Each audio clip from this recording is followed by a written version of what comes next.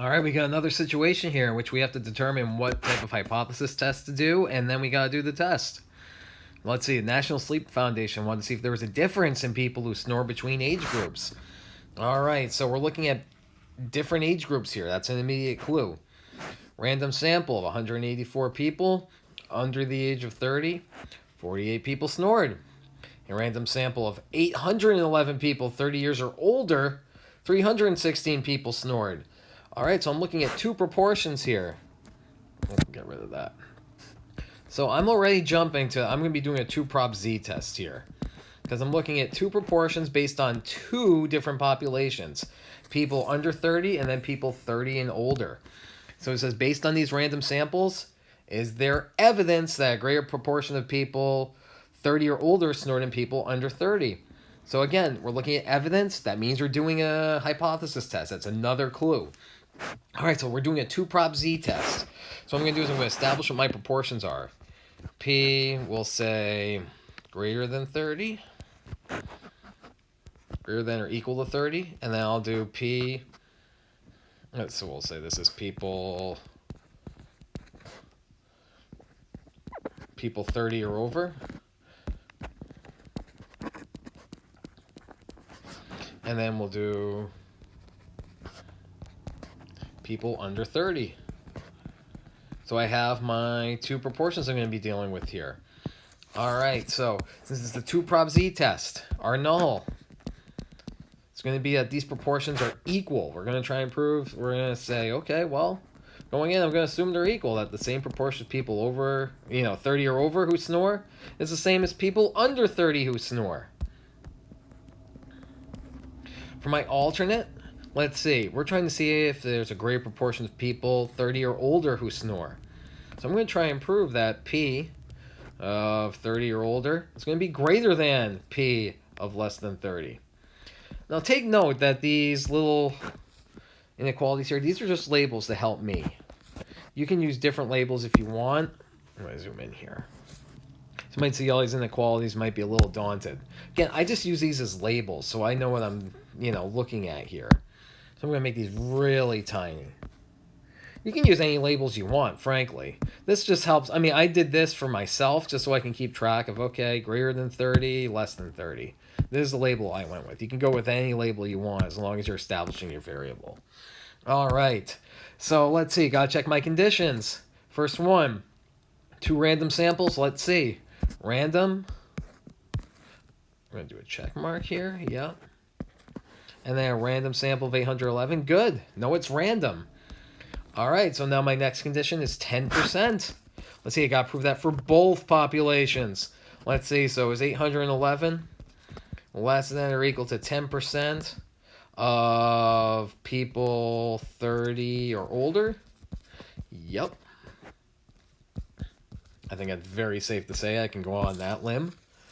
All right, so let's see. Next we have the 184 people who are under the age of 30. 184. Let's see, is that less than 10% of people under 30? I think we can safely say that.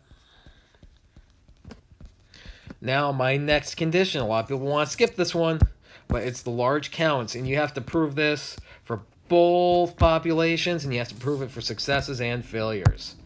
So let's zoom in here. All right. Want to know how many people here? 316. Okay. So LC. 316, is that greater than or equal to 10? Certainly is. Got to prove it for my failures too. So let's see. 811 minus 316.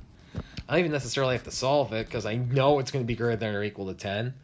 Got to do it as well for the people under 30. Let's see. We had 48. That's definitely greater than or equal to 10. And then 184 minus 48. That is definitely greater than or equal to 10. Cool, so I've met all my conditions here. That's good. You got to do that before you run your test. Now, let's do the dirty work. We're going to go to our calculator. And I'm just going to write down the statistics so I don't forget, or my proportions here. So I have 48. Actually, I have them right here. It should be good. All right. Getting slightly more adept at this, but not much. All right, so I'm doing a 2-sample Z. No, I'm doing a 2-prop Z test because it's based on proportions. Caught myself there. All right, so let's see. We'll look at, we have 48 out of, well, actually, we started with people over 30, didn't we? So I'm going to clear that. I'm going to go to the top here again.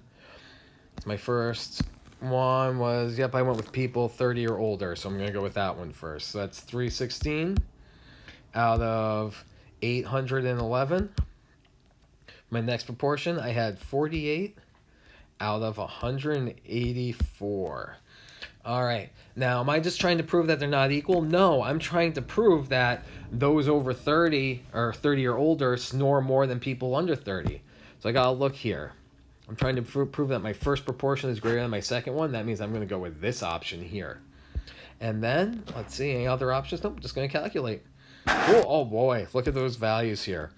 So for my Z, my test statistic, I get, it's 3.27 standard deviations away from the mean I'd be expecting. So I know that's going to give me a really low p-value.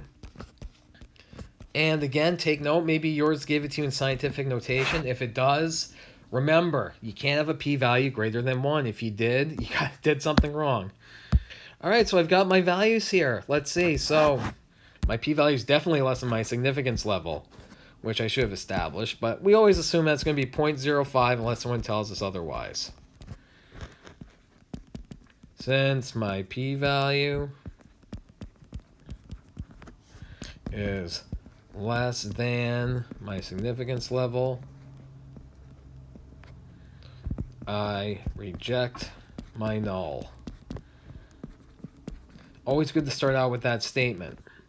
Now we want context. Don't just leave it like this. You don't want to just say, okay, I'm done. No, you're not. You still have a little work to do. It's all about context. Numbers are kind of important, but it's all about context here. So what have we proven? We have enough evidence to prove that people over 30 snore than people under 30. We have enough evidence